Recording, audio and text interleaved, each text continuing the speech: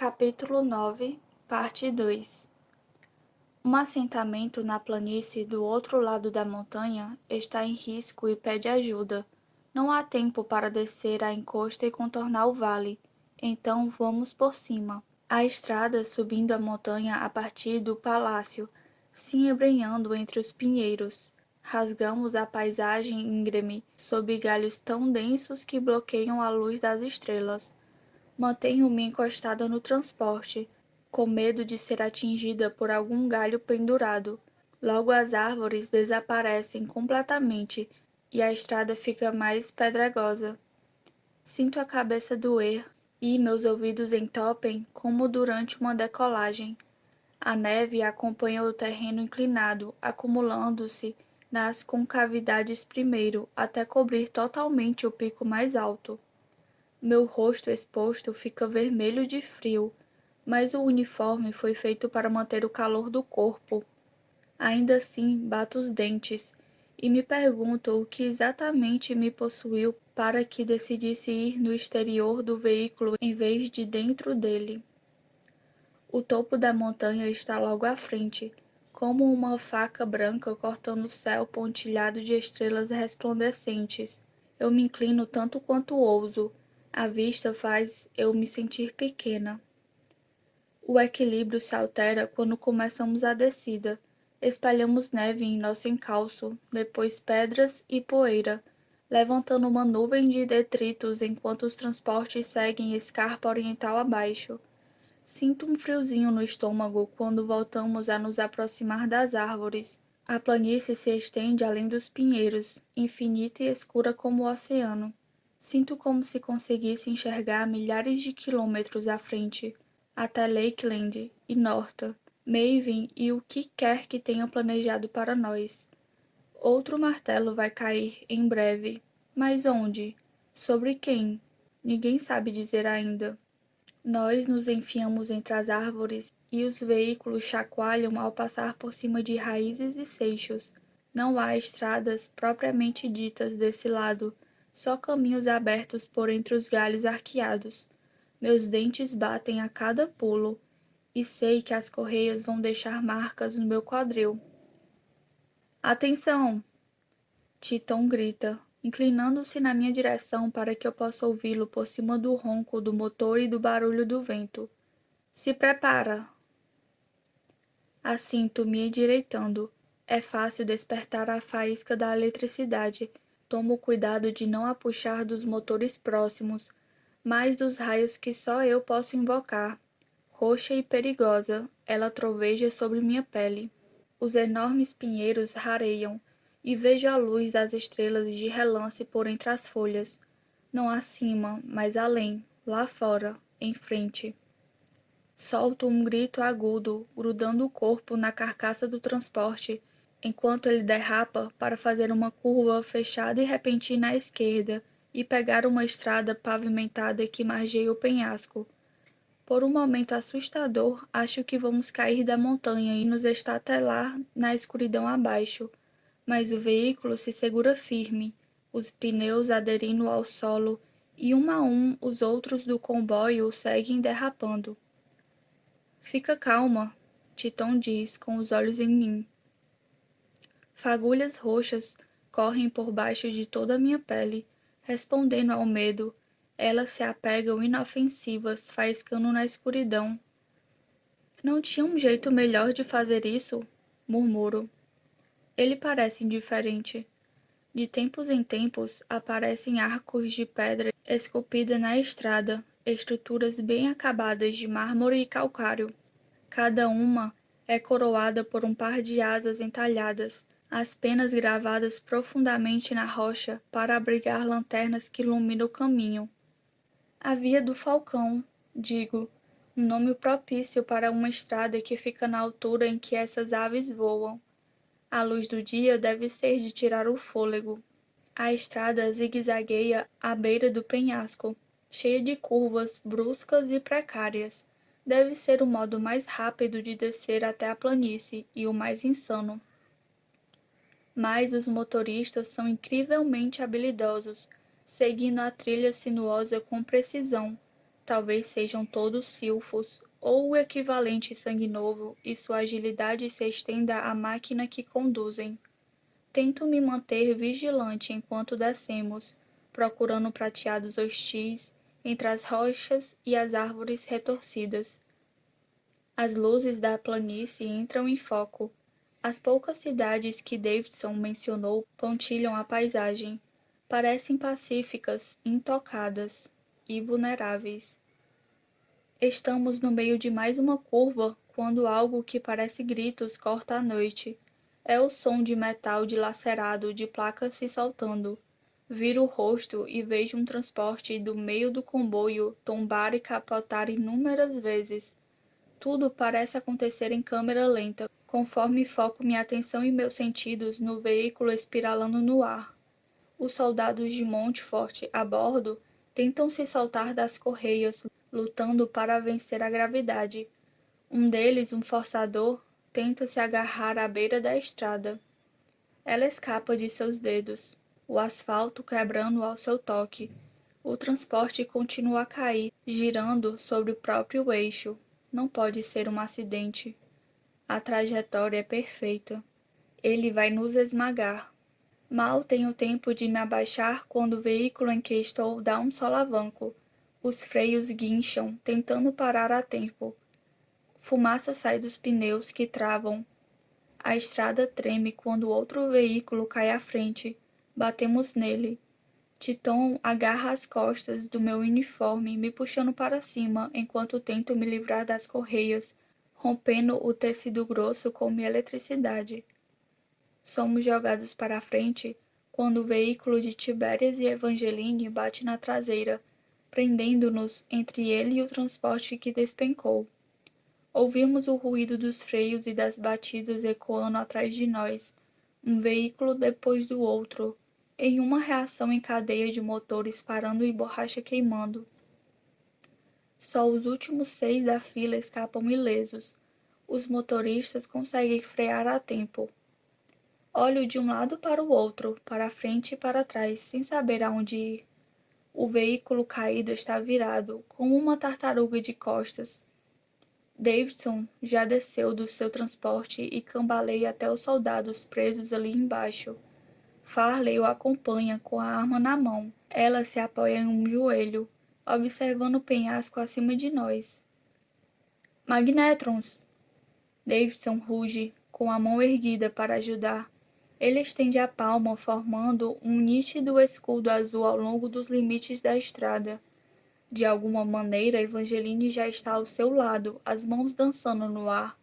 Ela silva ao levantar o transporte pesado, revelando membros retorcidos e cérebros escorrendo de crânios esmagados como uvas pisoteadas. Davidson não perde tempo, avançando para tirar qualquer sobrevivente debaixo do veículo suspenso no ar. Devagar, Evangeline volta a baixar o transporte. Com o movimento dos dedos, ela arranca uma das portas, permitindo que aqueles que estavam lá dentro saiam. Os soldados estão ensanguentados e desorientados, mas vivos. Saiam do caminho! Ela grita, gesticulando para que se afastem do transporte. Quando o fazem, mancando para longe, ela une as mãos em uma batida de palmas ressonante. O veículo faz como ela ordena, compactando-se em uma bola densa e amassada do tamanho de uma das portas. Ela o deixa cair com um estrondo. Vidro e borracha voam em todas as direções, livres do controle de Evangeline. Um pneu rola pela estrada em uma estranha visão. Percebo que ainda estou de pé sobre meu veículo. Evangeline se vira e sua armadura reflete a luz das estrelas. Mesmo com Titon ao meu lado, sinto-me exposta, um alvo fácil. Tragam os curandeiros! Grito, olhando para a fila de veículos engavetados sobre as arcadas. E iluminem a estrada! Acima de nós algo cintila, como um raio de sol, efeito de sombrios manipulando a luz, sem dúvida. Eles fazem com que uma claridade forte e uma escuridão mais forte ainda dancem sobre nós. Aperto os olhos e cerro o punho, soltando faíscas elétricas das juntas. Como Farley, mantém os olhos nas saliências das rochas à nossa volta.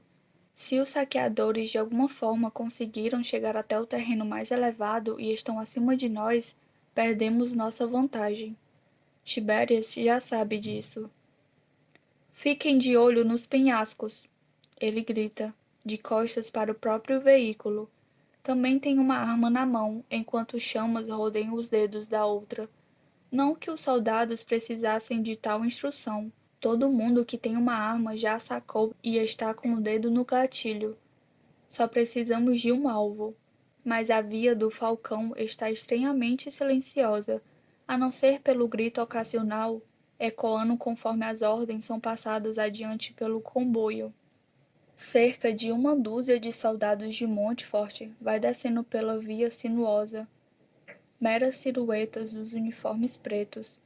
Eles param a cada transporte, usando suas habilidades para tentar separar os veículos batidos. Magnétrons e forçadores, ou seus correspondentes sanguinovos.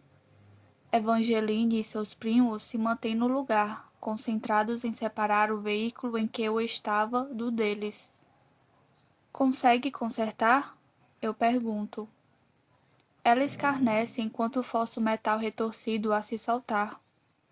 Sou uma magnetron, não uma mecânica, resmunga, em meio aos destroços. De repente, sinto falta de Cameron e de seu cinto de ferramentas, mas ela está bem longe e fora de perigo, com seu irmão em Piedmont. Mordo o lábio, com a mente a toda. É claramente uma armadilha que nos deixa vulneráveis no meio da montanha, ou pelo menos presos aqui, enquanto os saqueadores espalham o caos nos vilarejos mais abaixo ou na cidade atrás de nós. Tiberias está pensando a mesma coisa. Ele se apressa até a beira da estrada e olha para a escuridão lá embaixo. Consegue se comunicar com os assentamentos? Precisamos alertá-los. Já estamos fazendo isso, Davidson grita de volta. Ele se agacha diante de um dos soldados feridos, segurando seu braço enquanto um curandeiro trabalha na perna do homem. Ao lado do primeiro-ministro, um oficial fala rápido no rádio. Tiberias franze a testa, dando as costas para o penhasco e encarando a carnificina. Mande uma mensagem para a cidade também. Peça um segundo destacamento, jatos, se conseguirem chegar a tempo. Davidson mal assente. Tenho a sensação de que já fez isso também, mas segura a própria língua, concentrado no soldado à sua frente. Cerca de meia dúzia de curandeiros trabalha diligentemente pelo comboio, atendendo aqueles que se feriram no enorme desastre. E quanto a nós, não podemos ficar aqui por muito tempo. Desço do veículo em uma aterrissagem suave. É bom pisar em terra firme de novo. Alguém derrubou esse transporte. Ainda no teto do veículo, Titon leva as mãos aos quadris. Ele olha para a estrada sinuosa acima, investigando o espaço vazio de onde o primeiro transporte caiu. Talvez tenha sido uma mina de carga pequena. Se detonada no momento certo, pode virar um veículo. Muita coincidência. Tiberias grunhe.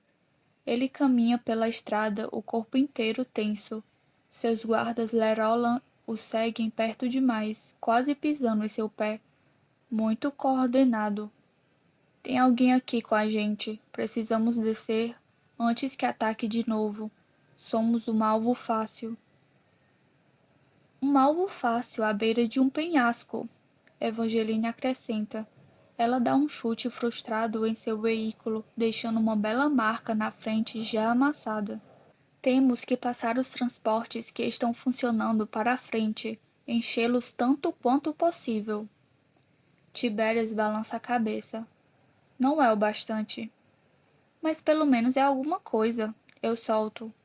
Estamos a algumas centenas de metros de altitude. Parte do regimento pode descer correndo até a planície, Davidson diz, ajudando um soldado mancando a abrir caminho.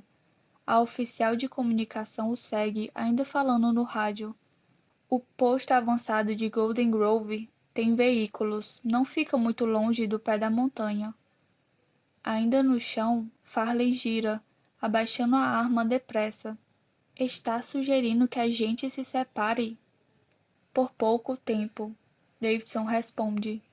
Ela levanta, pálida. Mas pode ser o bastante se... Se? Ele pergunta. Se for uma armadilha, um blefe, vocês receberam a informação de que os saqueadores estavam perto dos vilarejos. Mas onde está o ataque? Ela gesticula para o horizonte escuro. Não há nenhum. Não lá. Davidson franze a testa, movimentando os olhos. Por enquanto, não. Ou nem planejavam atacar, só queriam que deixássemos a cidade, Farley diz. Para nos pegar nos penhascos, você mesmo disse que eles lutam por orgulho, e a cidade é muito bem defendida. É um belo jeito de reunir alvos valiosos em campo aberto. O primeiro-ministro vai até ela com o rosto sombrio e severo. Ele põe a mão em seu ombro e aperta de leve. Um gesto amistoso e talvez um pedido de desculpas. Não vou dar as costas ao meu povo porque talvez estejamos em perigo. Não posso fazer isso, General Farley. Acho que compreende minha posição, ele diz, soltando um suspiro. Espero que Farley insista, mas ela baixa o queixo, quase como se assentisse. Morde o lábio e se mantém em silêncio. Satisfeito, Davidson olha por cima do ombro. Capitão Highcloud, Capitão Villa, ele chama. 2 oficiais de uniforme preto dão um passo à frente, prontos para receber suas ordens. Desçam com suas unidades, marcha firme, a toda velocidade. O ponto de encontro é Golden Grove. Eles batem continência em resposta e se viram para reunir seus soldados. Tiberias faz uma careta ao ver as 2 unidades rumando para a frente do comboio. Ele corre até o primeiro-ministro pegando seu braço. Não para ameaçá-lo, mas para implorar. Conheço a expressão de medo de Tiberias Calori, e é o que vejo nele agora. Pelo menos deixe os Gravitons, ele suplica. Caso decidam explodir a montanha. Depois de um breve momento de reflexão, Davidson range os dentes. Está bem, ele diz. E se não se importa, Alteza, o primeiro-ministro acrescenta, virando para encarar Evangeline. Aqueles transportes não vão passar por toda essa bagunça sozinhos. Use os Gravitrons também. Eles vão facilitar o trabalho.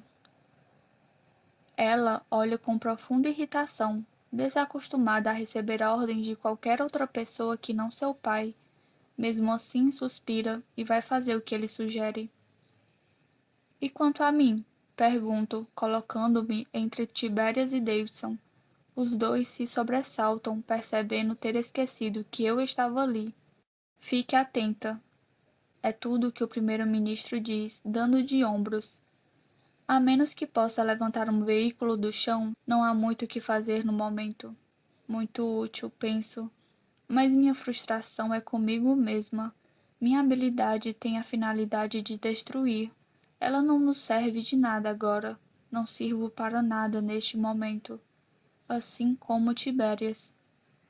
Ele observa Davidson se afastar, com a oficial de comunicações logo atrás, deixando-nos sozinhos, de costas para a carcaça destruída do meu veículo. A adrenalina e a eletricidade ainda correm pelas minhas veias. Tenho que me inclinar contra o metal e manter os dedos apertados para controlar os tremores. Não gosto disso, Tiberias murmura. Ironizo, raspando as botas novas no chão da estrada. Presos em um penhasco, sem metade dos soldados, com os veículos arruinados, um ataque de saqueadores iminente e sem ter conseguido terminar o jantar? Achei que fosse o paraíso. Apesar das circunstâncias, ele abre seu sorriso malicioso que me é tão familiar. Cruzo os braços, torcendo para que não possa me ver corando sob a luz fraca. Tiberias me encara, seus olhos cor de bronze passando pelo meu rosto com ardor e concentração. Devagar, seus olhos caem e seu sorriso desaparece conforme se lembra das decisões que tomamos, das nossas escolhas, e eu sinto o fogo subindo dentro de mim, raiva, desejo e arrependimento na mesma medida. Não me olhe assim, Tibérias. Não me chame de Tibérias. Ele retruca, baixando o rosto. Solta uma risada amarga. É o nome que você escolheu. Ele não tem resposta para isso, e um silêncio desagradável recai sobre nós. Os gritos ocasionais e rangidos metálicos ecoam através da montanha, os únicos sons no vazio da escuridão.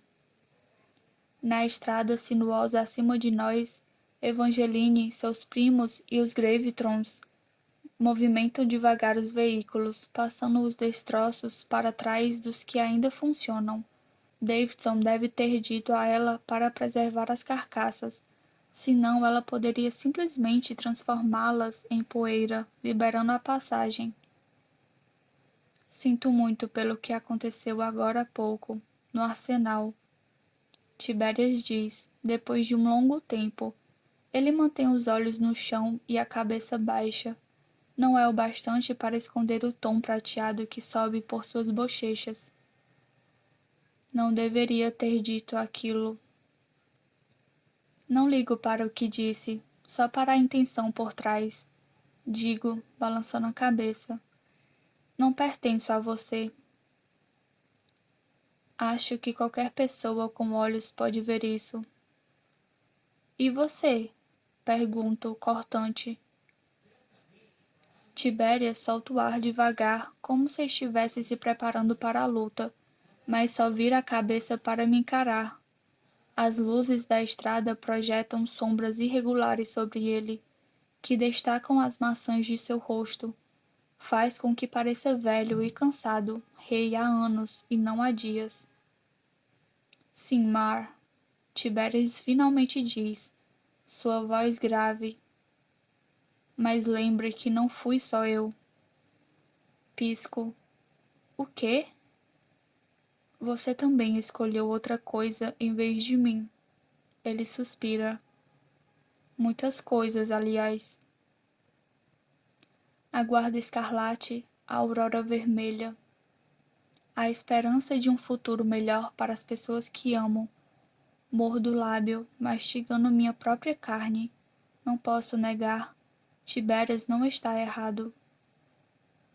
Se vocês dois já terminaram, Titon diz alto, inclinando-se em seu posto de observação no veículo. Acho que vão gostar de saber que tem gente ali nas árvores. Seguro o ar, tensa. Tibérias ergue a mão depressa, tocando meu braço em um leve alerta. Não faça nada impensado, ele diz. Devemos estar sob a mira deles. Ouço o metal ranger e me sobressalto sob os dedos de Tibérias. Ele segura mais forte, mas são só nossos veículos sendo deslocados. Quantos? Pergunto por entre os dentes cerrados, fazendo meu melhor para mascarar o medo. Titon volta seus olhos reluzentes para mim. Seu cabelo branco brilha sob as luzes artificiais da via do Falcão. 4, 2 de cada lado. A uma boa distância, mas posso sentir os cérebros. Ao meu lado, Tibérias franze a testa, retorcendo os lábios em desagrado. Titon prossegue. A menos de 50 metros, acho. Olho além de Tibérias, que olha além de mim, ambos procurando nos pinheiros escuros tão furtivamente quanto possível. Não consigo enxergar nada fora do nosso círculo de luz, nem o brilho de olhos, nem o reflexo do aço do cano de uma arma. Nada. Tampouco posso senti-los. Minha habilidade não é nem de perto tão forte ou tão focada quanto a de Titon. Os olhos de Farley encontram os meus. Ela se aproxima com uma mão na cintura e a outra ainda segurando a pistola. Vocês três parecem que viram um fantasma, diz, olhando de um lado para o outro. Atiradores nas árvores? Ela pergunta, como se estivesse falando do tempo. Você viu alguém? Titão sussurra. Não. Ela balança a cabeça. Mas deu para sacar. Você pode derrubá-los, não pode? Pergunto, cutucando a bota de Titon. Lembro o que os elétricos me contaram sobre sua habilidade. Raio mental. Ele pode afetar a eletricidade no corpo de alguém. As fagulhas diminutas dentro do cérebro. Pode matar, sem que ninguém saiba, sem deixar rastros. Titon franze a testa e as sobrancelhas escuras, que contrastam com seu cabelo tingido. Talvez consiga, mesmo a essa distância, mas só um de cada vez, ele diz. E só se forem mesmo saqueadores. Tibérias franze o senho. E quem mais estaria lá em cima? Não gosto de matar pessoas sem motivo, Calori. Titon diz. E passei a vida inteira nessas montanhas. Então vai esperar que atirem na gente? O príncipe muda ligeiramente de posição, abrindo os ombros para me proteger. Titon não cede. Enquanto fala, uma brisa bate, carregando consigo o cheiro forte e pungente dos pinheiros. Vou esperar que sua princesa Magnetron me diga se está segurando rifles de artilharia ou não. Por um lado, concordo com Tibérias. Estamos expostos aqui em cima. E quem mais poderia estar escondido nas árvores, observando nossas dificuldades? Mas também entendo Titon. Sei como é dar uma descarga em alguém, sentir seus nervos se sobrecarregando e morrendo. Parece que uma parte de você também morre, um fim que nunca se esquece. Chame Evangeline, murmuro, e avise Davidson, precisamos ter certeza. Tibérias bufa ao meu lado, mas não discute. Ele passa pelo veículo para ir atrás dela.